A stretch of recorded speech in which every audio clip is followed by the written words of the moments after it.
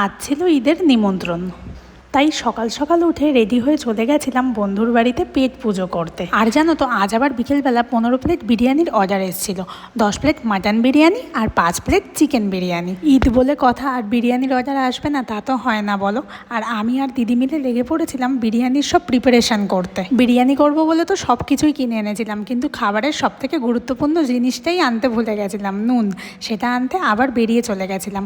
আর জানো তো, এই গ্যাসের সমস্যার জন্য এখন ইন্ডাকশানেই সব কিছু করা যাচ্ছে। আর আমার এই ইন্ডাকশানটা যথেষ্ট ভালো, একদম গ্যাসের মতো কাজ করে।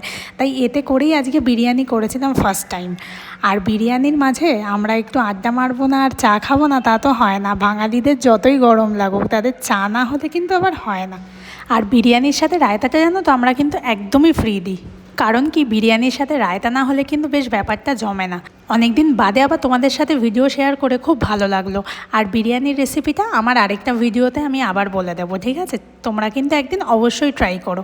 আর ভালো থেকো, টাটা।